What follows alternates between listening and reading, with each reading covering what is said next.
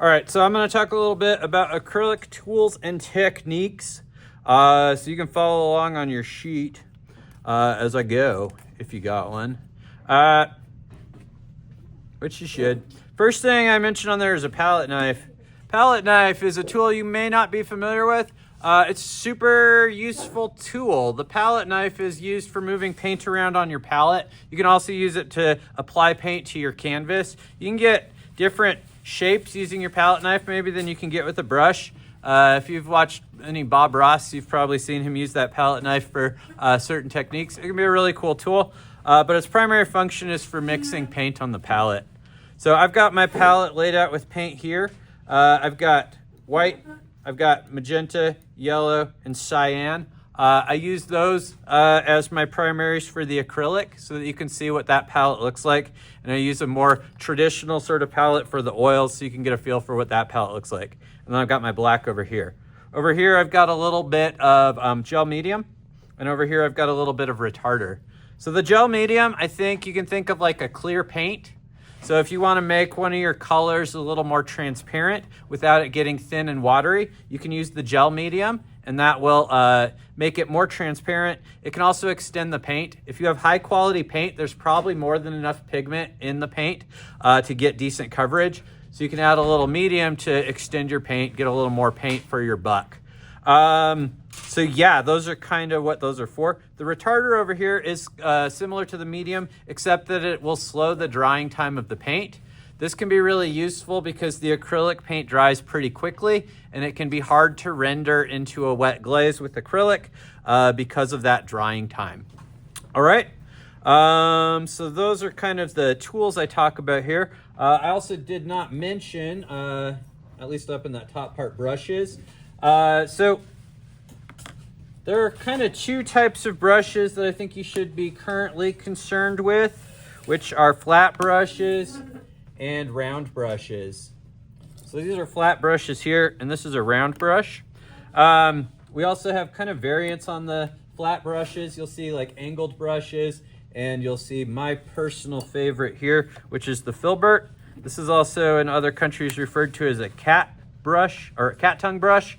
I really like this one because it is a nice hybrid between the flat brush and the round brush, and you can do most things with it, so it's super handy. So let's kind of get started running through the techniques on here. So the first technique I have on here is paint lines. So for painting lines, you will likely want to use a round brush. The thinner the round brush is, the finer the lines and details you're going to be able to achieve. So I think it is usually a good idea to have, a small round brush. So kind of you might want to think about like what level of detail am I going to be going for and what size brush is appropriate for that. So round brushes are exceptional for painting lines. You may find that the pure paint on there is a little bit too dry to get a good line. So one thing you might consider doing is adding a little bit of water to the paint just to thin it out just a tiny bit. I've actually got some pipettes I could give you guys that might be good for adding the water. We ideally don't really want to mix paint with our brush because when we do that, it gets loaded way up into the bristles, and it will either make the brushes really hard to clean correctly and result in kind of the brushes getting bad over time, or surprise colors will jump out later when we don't want them, okay? But anyway, if we thin this out a little bit with the water, we can generally get a little more flow to the paint, and our lines will be a little more consistent. It's a little better. So you can kind of mix the consistency to what's working for you. It's always going to be a balance between how much pigment you have in the paint and how much the paint's flowing. So you're going to have to kind of figure out what's working for you as far as that goes. All right, next thing I have on here is painting shapes. So we're going to want to paint generally kind of lines or smaller areas, and the round brush is great for that. But sometimes we want to paint in larger areas with a solid shape. So let's mix a little bit of paint here. So you want to do your mixing with the palette knife. because of the stuff I talked about earlier. So we kind of want to get it clean. You can see there's a little blue that tainted my white there. That's not a big deal really, but if I want to keep my white super pure so that I can have brilliant white highlights or whatever, it's a good idea to keep it clean. So you can see the back of my palette knife's loaded up with paint. The front has a little bit of paint on it. If I wipe the paint off the front on my paper towel, which is off camera, I can kind of cut the paint off pretty cleanly by facing the back of the palette knife with the paint on it in the kind of opposite direction from the cut. So it doesn't really matter what color I have here. I'm just going to kind of mix a little bit of white, a little bit of magenta, and a little cyan, and start painting that in. So I'm going to use this kind of medium-sized flat brush here, and we'll just kind of paint that in.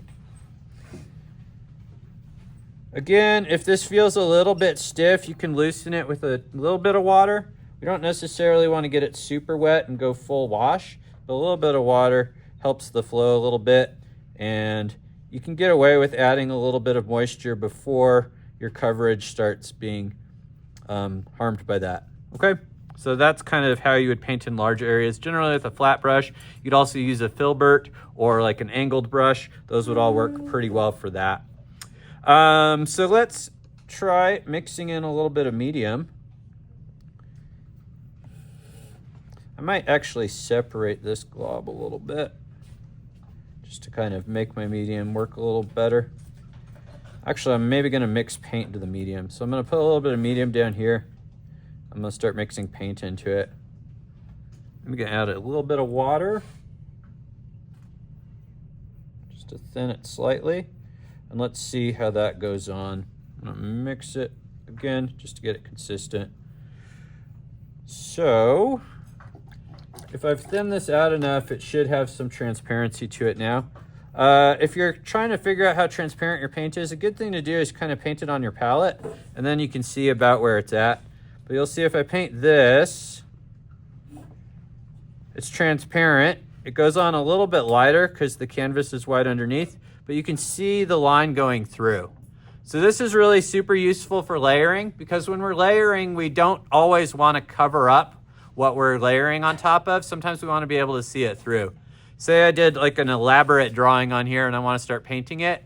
It would probably be smart to start with translucent layers and start to build up the translucent layers where I can still see the drawing and get some of that color established before I start putting the thick paint on. So that's kind of one of the ideas behind doing things a little more translucent. You can also get some really beautiful color effects when you layer things. It's also a good way to adjust colors slightly, a little bit at a time. So yeah, that's a glaze. I skipped wash. Let's talk about making a wash. So a wash and a glaze are similar. The wash, we tend to just use water. So if it's acrylic paint, you'll use water. If it's oil paint, you'll use turpentine. We're going to use a water mixable oil. So again, we'll be using water for that. But you can see the difference here between my wash here and my glaze here. The glaze is thicker. It still has the body of the acrylic paint. The wash is looking a lot more like a watercolor. So when we apply that, you can see it is thinner and it tends to flow. Sometimes the paint tends to separate. You can see that right here. So once you add enough water, it sort of breaks the body of the paint and turns it into like this washy form, and that can kind of separate like here. So what's happening here is the raised parts of the canvas, the paint's actually settling down into the crevices. So sometimes when you're doing a wash, it can end up with an inconsistent finish. So that's kind of the differences between the two and why sometimes the glaze might be preferred. Let's see. Let's talk about rendering a little bit.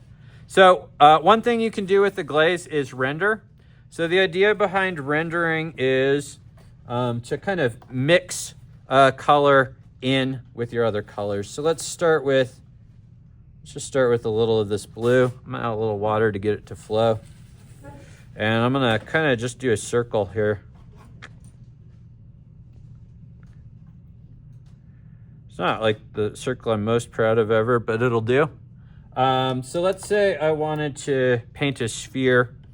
So what I might do for that is take a little bit of my black. We don't want to use pure black generally, especially when we're just starting out. So I'm going to mix a shadow tone. Usually for that, I kind of go with, you can add a little black to it. That's not even necessary most of the time.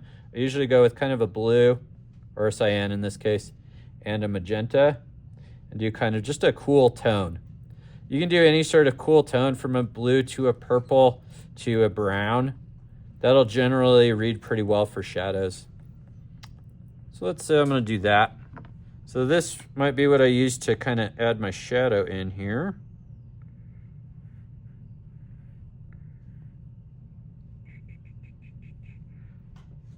All right, so when we paint our shadows, we generally want our shadows to be pretty flat.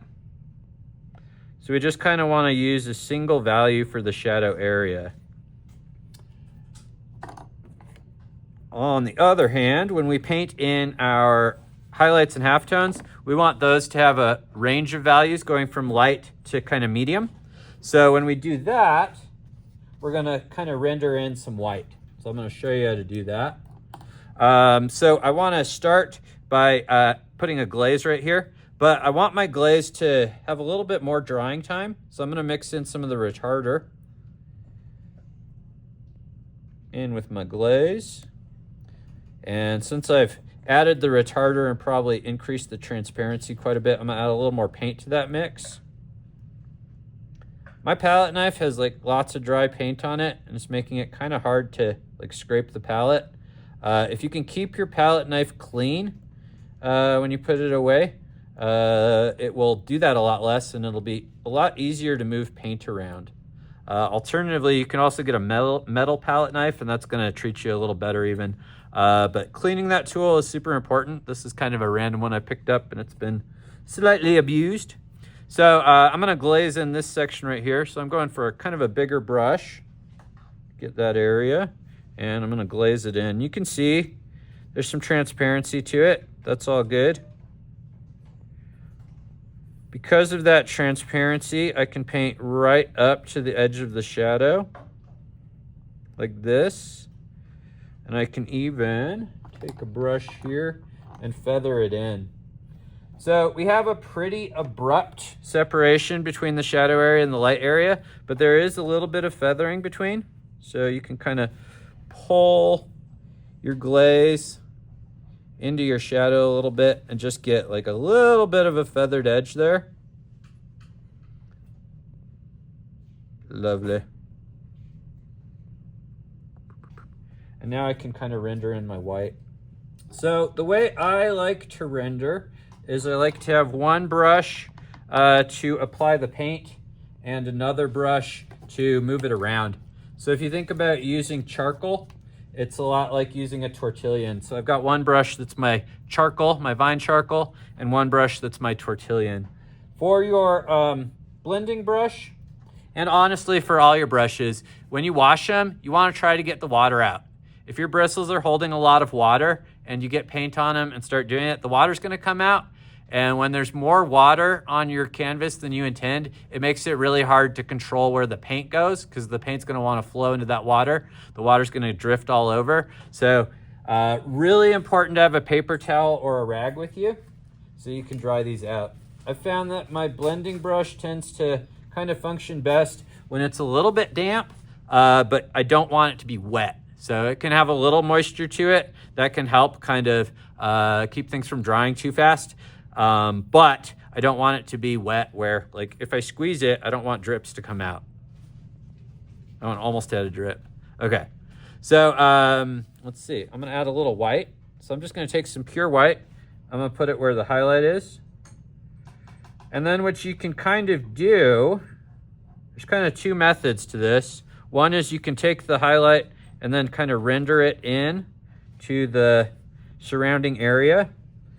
And you could actually probably get pretty far into it by just continuing to add white to the highlight and then pulling that white across the surface.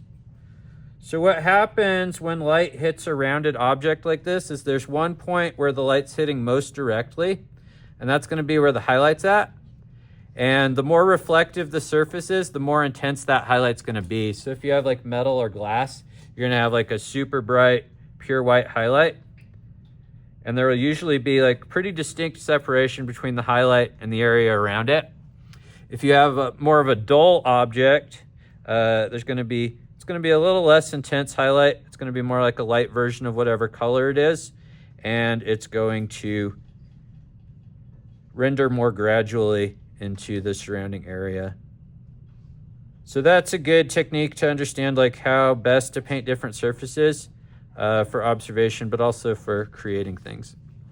All right, so another way of doing this, let's say you want to kind of add more values to this, because you could pull the white in and you could probably do most of your work that way, but it's maybe a little bit tedious. So another good technique we can do, let me see if I can use my metal palette knife. Yeah, you can see that metal palette knife much better. The unfortunate thing is that metal palette knives are expensive and I can't afford to buy you all one. But if you ever see one at the art supply store, I would say snag it. Sometimes you can get them pretty cheap and the quality's not super good, but they'll definitely work. Palette knives are one of the places where, in my opinion, you can get away with not having the best quality. Sometimes the knife will fall out of the handle, but you can glue that back in pretty easily. So what I'm gonna do here is stick kind of the main color I want over here, this kind of lavender, and then I'm gonna put a little white over here. And then what I'll do is just kind of mix them together in the middle. And I want a gradual transition so that it's kind of lavender over on the left side, and then it gradually transitions over to white. And then what I can do is kind of just dip in and pull the color I want to get. So I'm kind of using my paintbrush to mix these a little bit. When I'm doing this, I'm being very careful to just use the tip of the bristles. I can pull in a little more lavender, and I can kind of adjust what's in the middle. So if I want it darker, I kind of work over on this side. If I wanted a just slightly lighter or a slightly more lavender kind of light tone, I'd work over here. And then you can kind of add this directly. And so I'm kind of just painting this in around my highlight there. And then I can get my blending brush and render it. So the blending brush, you want to keep it clean. So you want to wipe it consistently. Also, if it starts to dry out and stiffen up, you're going to need to give it a quick rinse. And then be sure to dry it really well on the paper towel again. Pull a little of this. There we go. And then so for closer to the shadow here, I might go a little darker. And you'll notice that wash is pretty thin. So kind of going in with a second layer and rendering that in can sometimes really help to kind of fill it out and make it look a little more solid.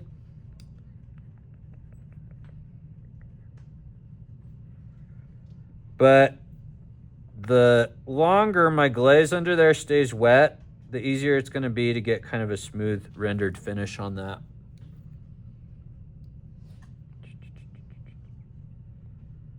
It's kind of a sad little sphere, but that's okay.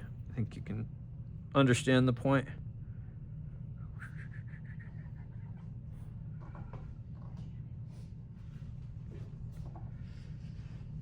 All right. And as I do this, I might think about kind of using cross contour strokes. Even if you're not drawing like dramatic cross contour lines, if you kind of work following the curves of the object, it kind of subtly adds that in a way that can be really effective. All right, I'm gonna wash this bad boy. I'm gonna try to add a little more shadow to make my sphere here look a little less sad, just a little. Just a little.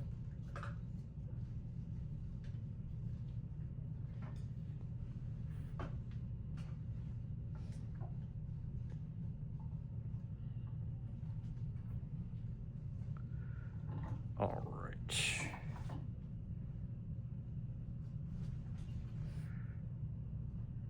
Now I'm doing another kind of thick lavender coat here.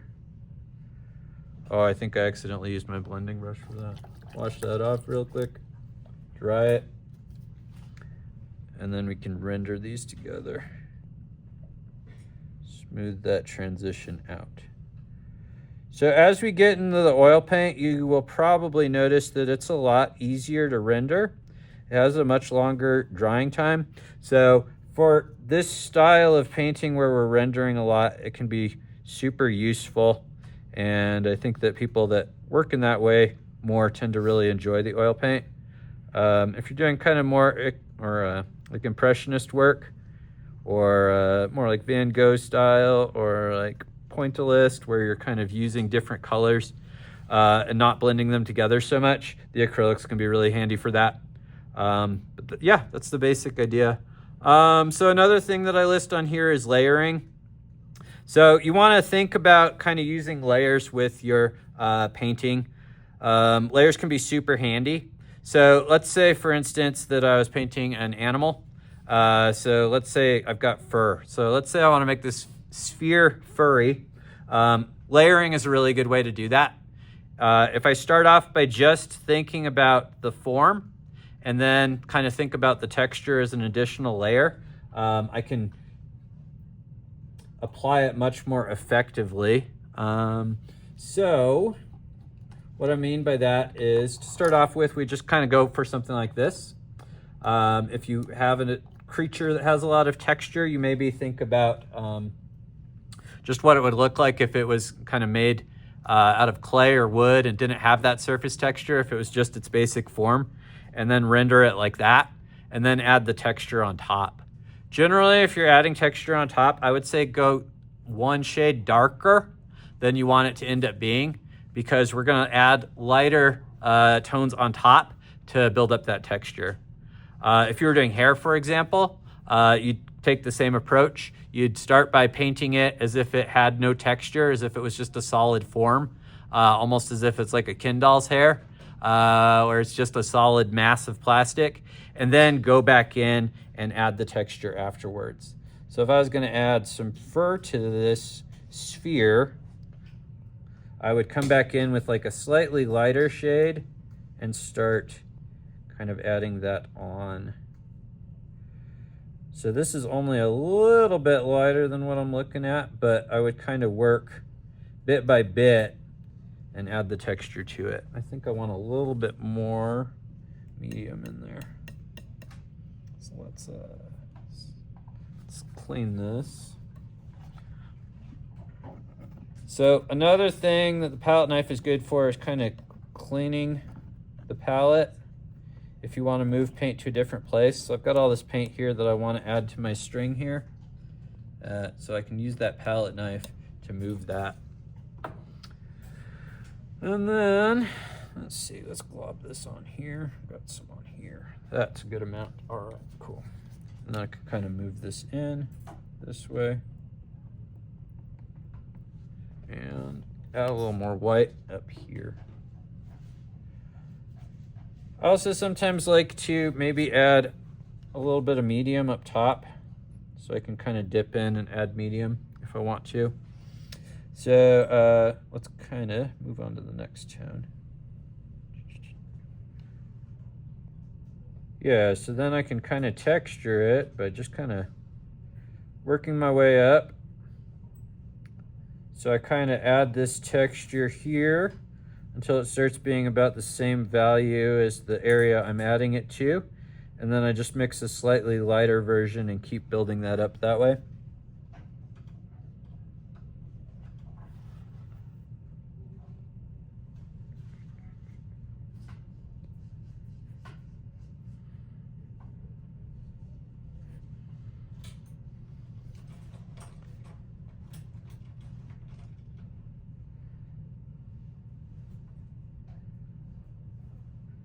That might be a little lighter than intended, but that's all right. Just build it into the texture.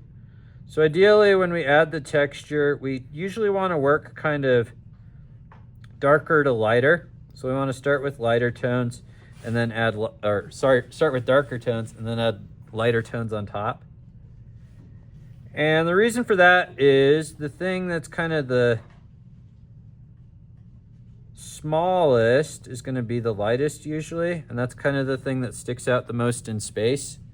So if you paint it last, it will kind of be easier to do. You can kind of get away with covering the dark and medium tones as you work.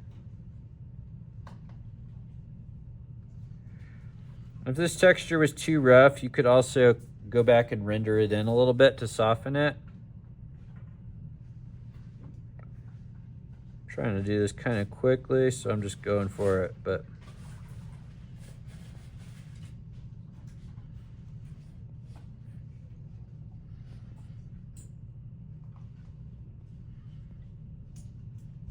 something like that.